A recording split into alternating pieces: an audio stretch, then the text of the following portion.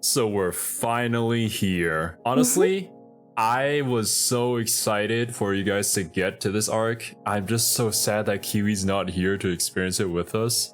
We will catch up with Kiwi when she's available again. Yeah. But like, man, I love these arcs so much. I'm not gonna talk about anything that's about to happen. I think experiencing for the first time is just something that I would want to do again. Super excited to share this moment with Survey, and I hope you guys are too. Of course, this is a full-length reaction. Open up your own copy of the episode and sync it up with the timer that will appear within Survey's hands at the end of my countdown. And let's get right into the anime. I'm gonna start the episode in 3, 2, 1, play.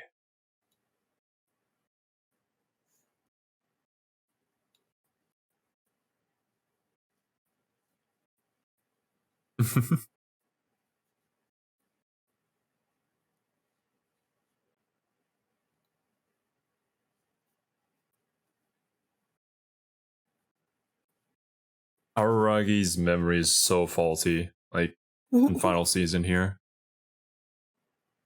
It's almost as if Nadeko's retelling her story again, but as Aragi.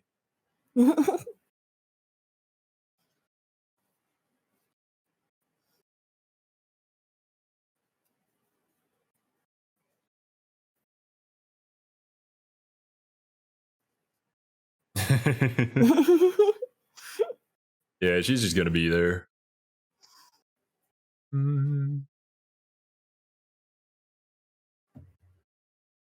The fancy non-Euclidean space. I don't know, but I would say that this OP and the next one are my favorite in the series. I liked the last one a lot. Yeah, Ogi's OP is also really hype.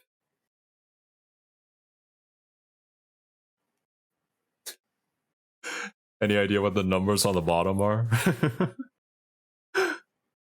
I didn't notice until you pointed them out. It's speaking to us in code. Yes. Man, I just love her voice so much. I don't know, I just have a thing for girls with deep voices. It's funny, because I always like singers, like male singers with high voices. Well, I mean, I guess we meet at opposite ends at the spectrum. But yeah, I'll explain the numbers to you afterwards. It's actually really cool. Obviously, something to do with Oikura has nothing to do with math, right? No, it couldn't possibly. Sodachi Riddle, Part 1.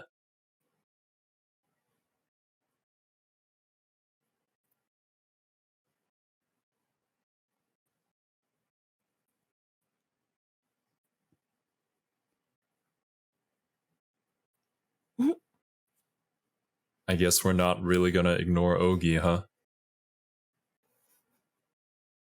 Araragi wants to ignore Ogi, but you cannot simply ignore Ogi. Her existence is too strong. How very coincidental. It's been a reoccurring theme throughout the last few arcs. Everything's falling into place too perfectly. And yeah, we did talk about who's directing the show, so yeah, we should just ignore Ogi.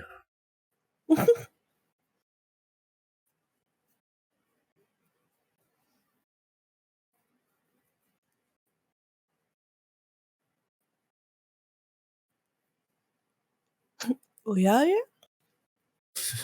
Oh yeah, oh yeah. Oh, little baby Araragi. Yeah, such a nice little boy. Until he hit puberty.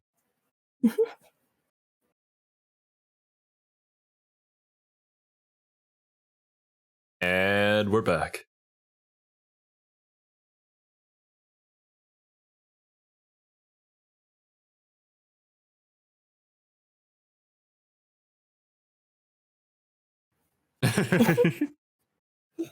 It's the most nervous laugh he's made. I know, right? Perfectly normal. Absolutely natural.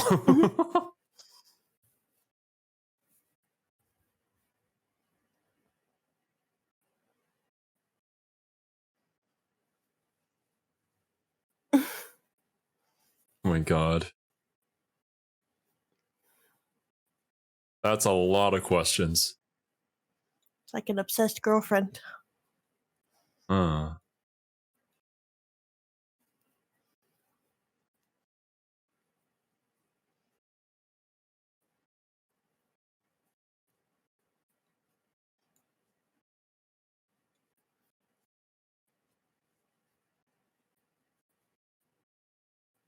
I don't know. I think it's going to be tough for Araragi. He doesn't even know why she hates him.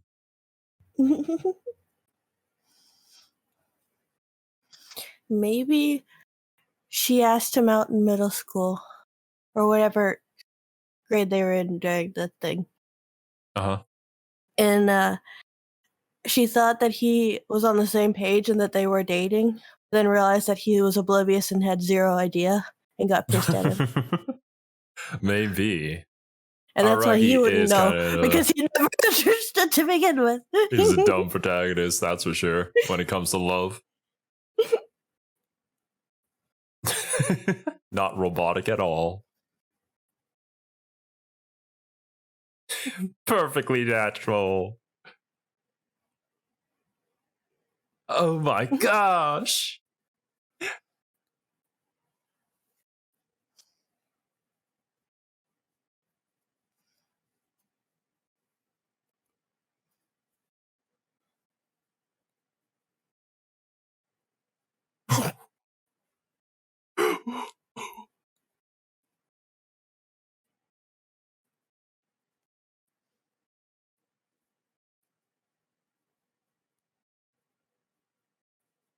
Now is around the time I would run.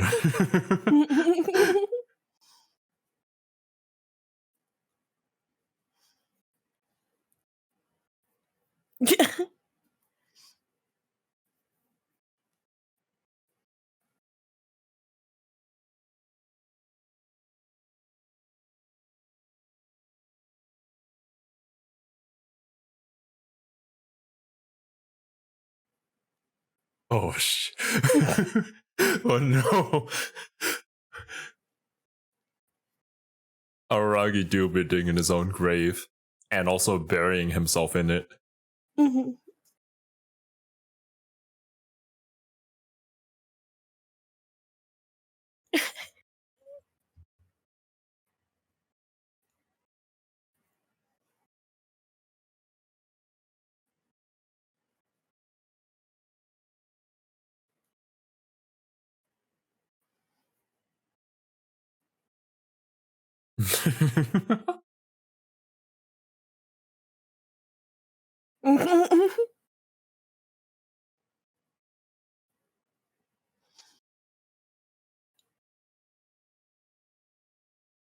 Ooh.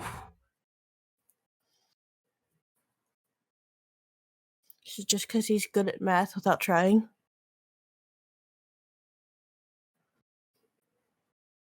No comment.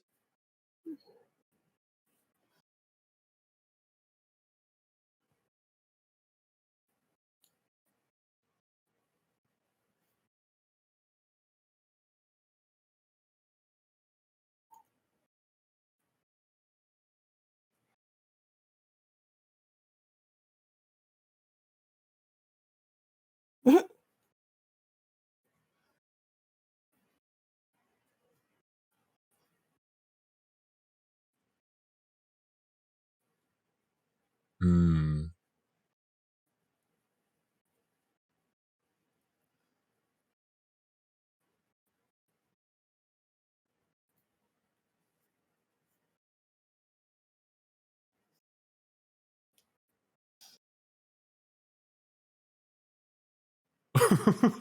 Oh god, no.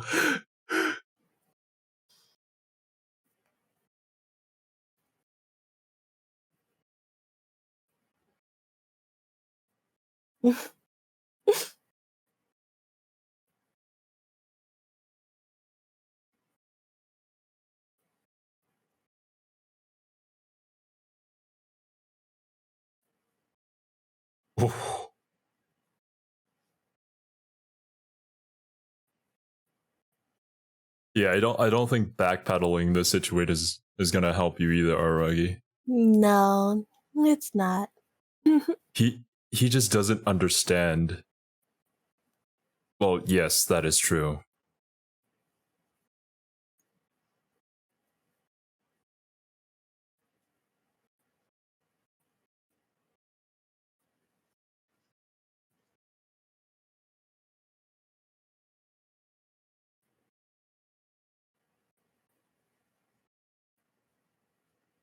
Oh god. I love this scene so much.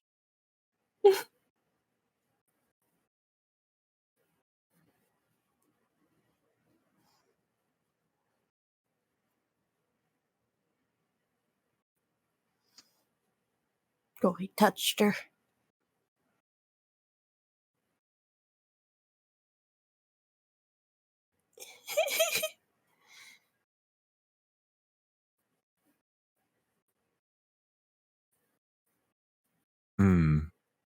Yeah, you can tell from that small shot that she didn't actually mean to do that. Oh god. No. Oh no. Oh no. Now she's done it. Oh no. She even used Senjugahara's weapon of choice. I know, right? The character trait was discontinued, but she still holds the copyright, alright? You can't do that. Like Hanaka's just trying desperately to hold her back, but can do nothing. It's Senjugahara, she can't do anything about it. Ooh. No, you've got this backwards, Oikura. It's not that she's Araragi's girlfriend. It's that Araragi's her boyfriend. Yeah, actually, yeah, true. He is definitely a bottom. This scene is actually really funny to me because the VA for Oikura originally casted for Senjugahara's role and didn't get it. Yeah. But then the director called her back for Oikura because he recognized her talent and that she'd fit this role the most. Mm-hmm. Yeah, I don't think her voice would fit Senjugahara quite right. But it's great for Oikura. I agree. Good call.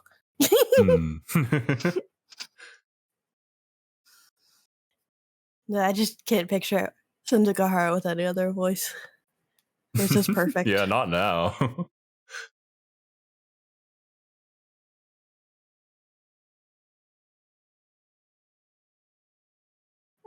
It's got enough sass in it in every line that she says. 15 damage. 1,479 damage. No, Oikura, no. You can't fight the final boss when you're level 1. She's just out.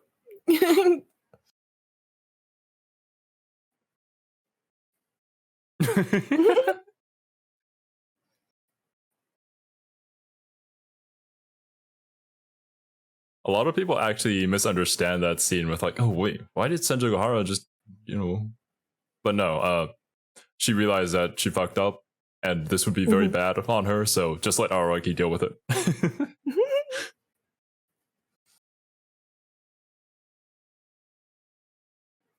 Yes, this is exactly what happened. I think this is my favorite art style we've switched to. This is adorable and amazing. This art style is actually a reference to a particular series or an artist, I believe. I'll go look for it afterwards. Yeah, I'd be curious to see it.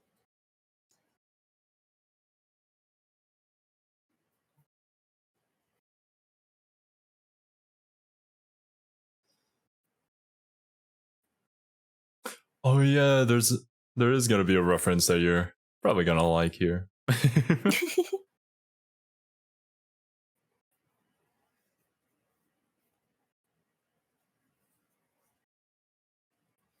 Now he's remembering it. Monty Hall? Hokey.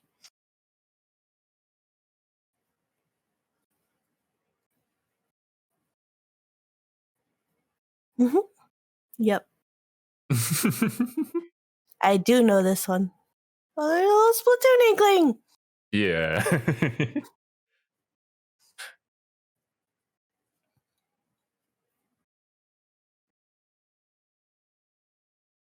If I remember, you always want to switch. Yep, you always switch. Because Statistically, you're going to be wrong the first time. So when he gives you one option taken away, your choice is always to switch. That's the statistical best promise. Does that make it become like a 50-50 instead of a 33? Or no, more than that, because you're originally a 1 in 3 chance, right? In this case, then you removed one of the options.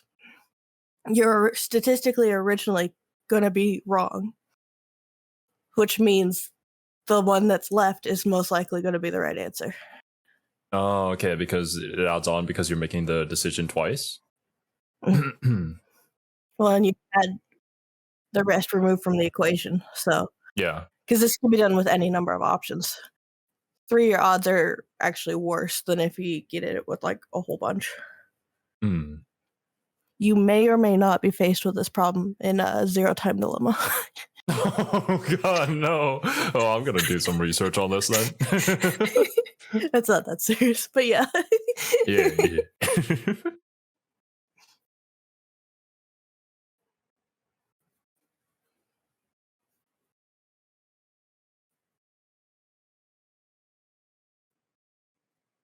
Now that's a name we haven't seen in quite a while.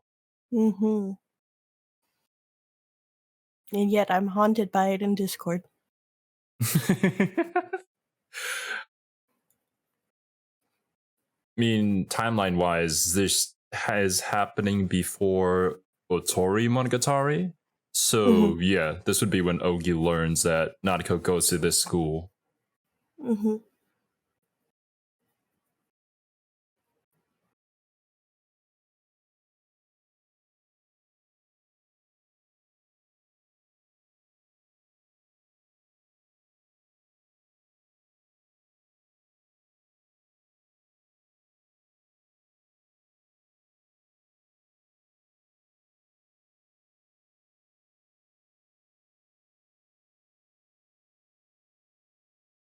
This exudes like dark storybook fairy tale vibes.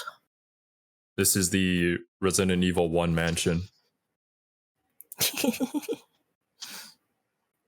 There's too much color.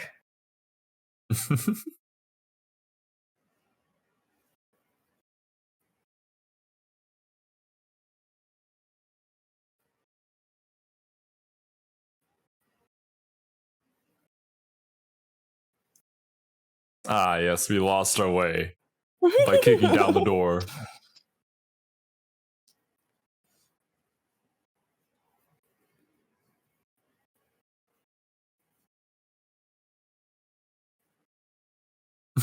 My god, Oki.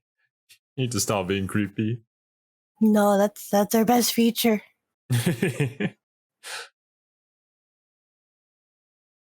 But yeah, these arcs have solidified Ogi like my favorite character.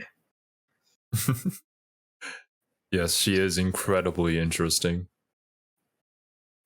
Always just playing games with both Araragi and basically the viewer as well. Mm-hmm.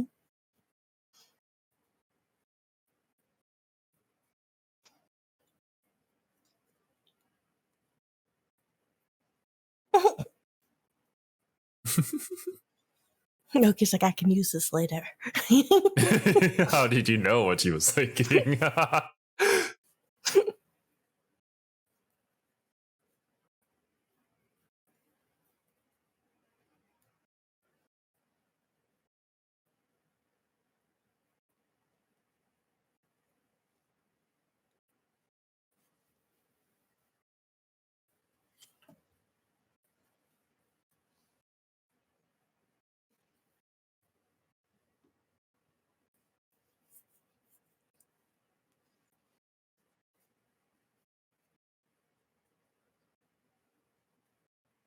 That makes sense.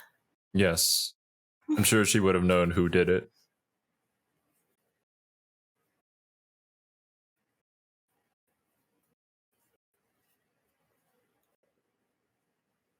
No, she hated you way before.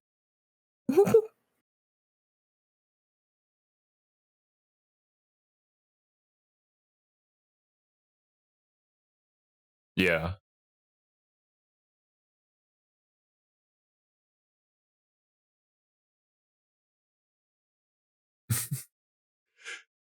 There may or may not be a cinematography overload going on right now that I cannot mention for fear of spoilers.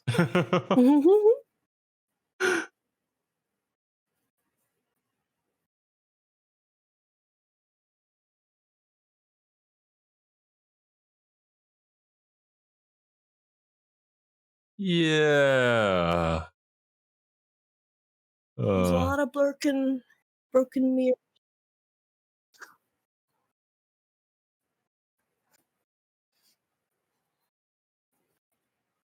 Mm-hmm.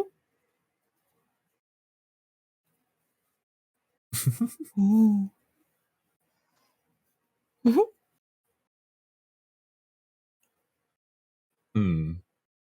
That's a fun shot. I like that one.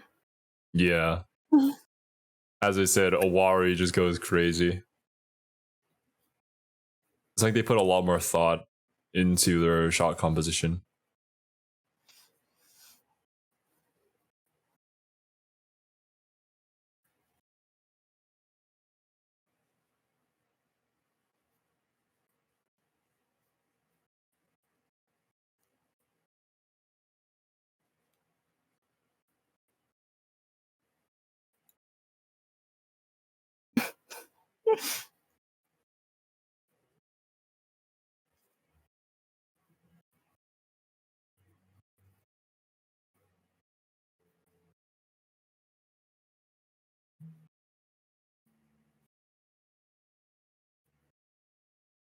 Haragi's telling a story that he doesn't remember.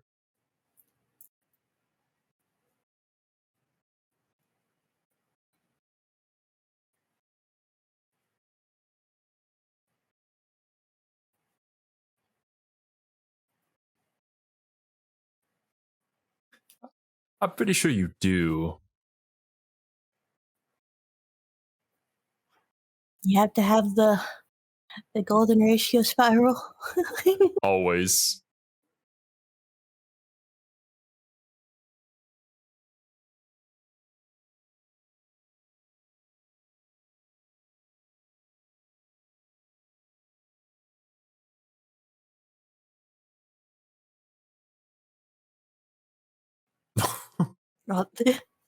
The eye of Sauron looks upon you. Oh man. But yeah, like I got chills the first time I heard Oikura speak. Well, like she was talking in the previous arc as well, but now it feels like just having her go off. Yeah, you can hear the amount of pain that she's been bottling up inside of her just through her voice. You don't even have to understand what she's saying.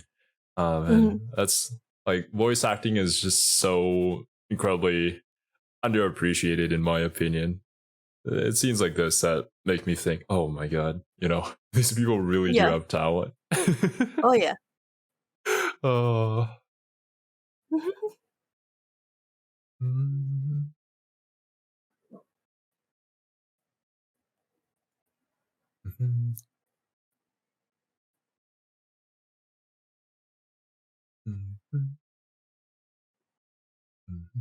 Oh, I should search it up. I don't remember it off the top of my head, but I do know that this OP is a little bit different from the others. Let's see.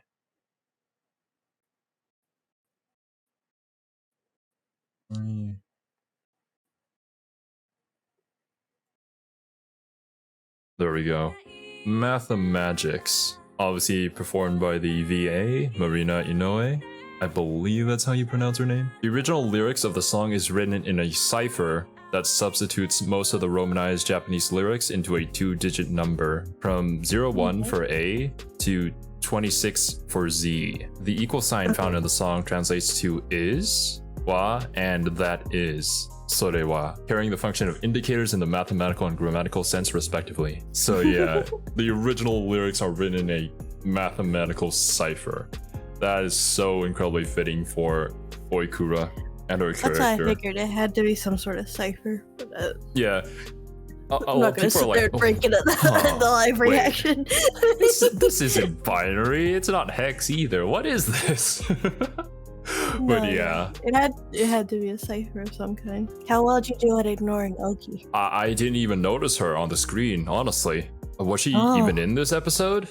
Oh, yeah. I don't remember. I failed miserably.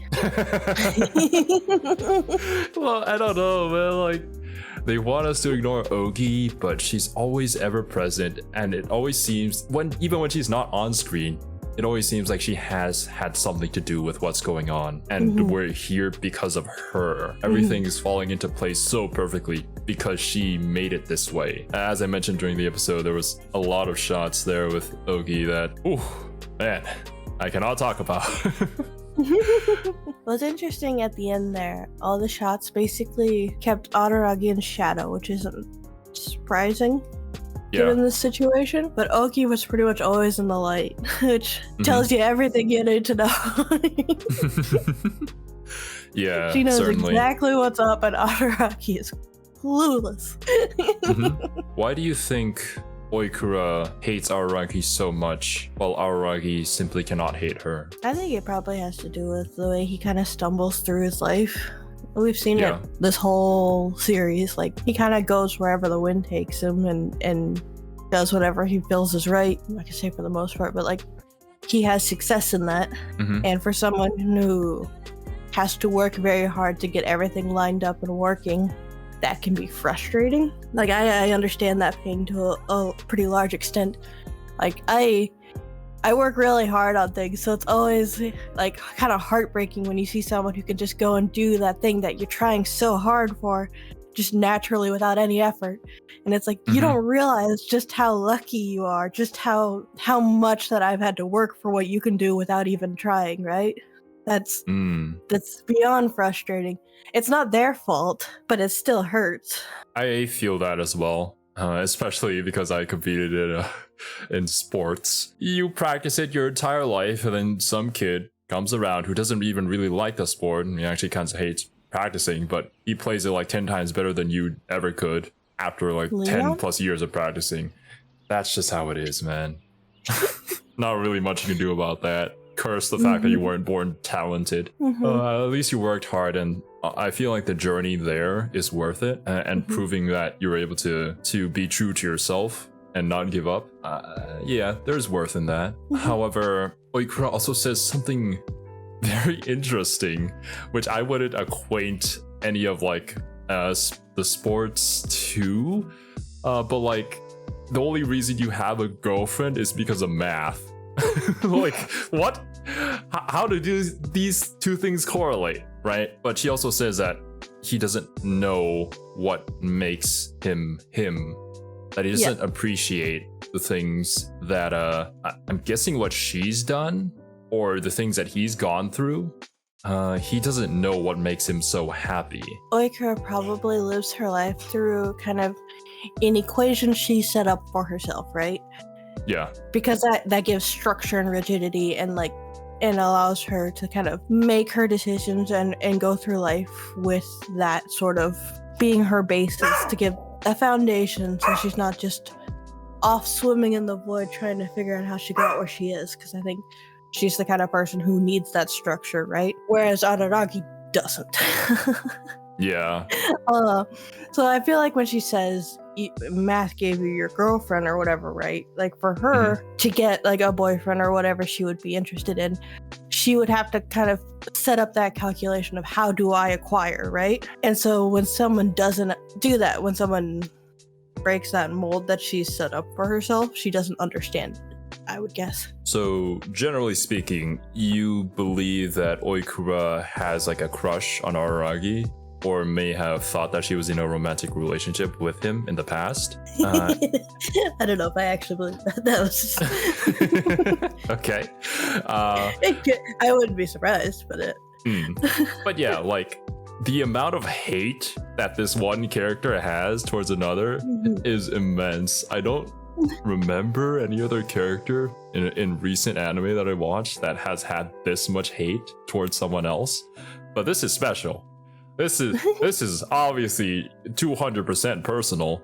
Something has had to gone down between them, which apparently has to do with this letter that I'm pretty sure she left him in his locker 5 years ago. Maybe they set up the Monty Hall problem. Yeah. And Araragi, from sheer luck, picked it right the first time, which breaks most statistics. And she's fuming over it. When we solve the Monty Hall problem, we find coordinates to, an address, not coordinates, to an abandoned house that Araragi says he visited before as a kid, but he doesn't know why. He always keeps saying, we use this table. We used to hang out here. I think it's going to be pretty obvious that the first candidate you think of is Oikura, because that is what she pointed him to. But like, why here? What was going on here between him and her? Other than just they were potentially friends, or... This was like 5 years ago, so they would be little baby Araragi and little baby Oikura as well.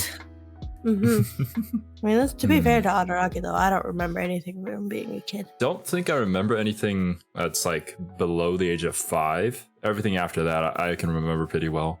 I don't remember anything below the age of 10. Oh my goodness. and hardly above that. I don't remember anything that happened yesterday, honestly. I have to sit there and think about it sometimes.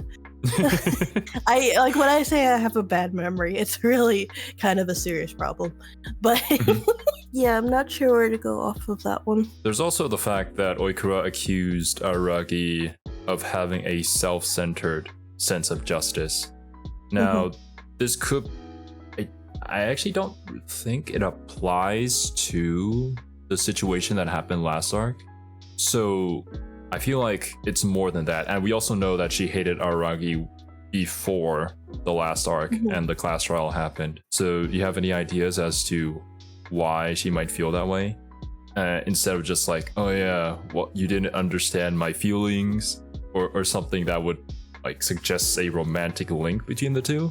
It's more about his sense of justice that she has a problem with. Well, I feel like it kind of goes back to just Araragi's nature of kind of doing things arbitrarily. I feel like his sense of justice is defined in the moment. He is given a scenario and chooses his justice in that moment without really a whole lot of consideration. But like, you wouldn't have a defining guideline for how his justice is divvied out. Because you can have him fuming at Kaiki one day and working with him another potentially, right? Whereas I think someone like Oikura, those sorts of things are set in stone. Kind of afraid to mention anything else in case of spoilers, so do you have anything that you may have noticed? It's not any theorizing, but I loved the art style switch-ups in this episode. Like the one with the little chibis was super cute, and I just kind of love the backgrounds aesthetic that they've been choosing. Like even the cinematography aside, which has been great. But alright then, you witnessed great voice acting, and hopefully there will be more great voice acting to come. Yeah. Still have to solve Oikura's little mystery here of why she hates Araragi, but we're gonna have to wait till next episode to maybe get more hints into that. Of course, if you guys enjoy this reaction, make sure to leave a like and subscribe. Check out the playlist if you haven't already. But until next time, guys, see you later. Bye bye.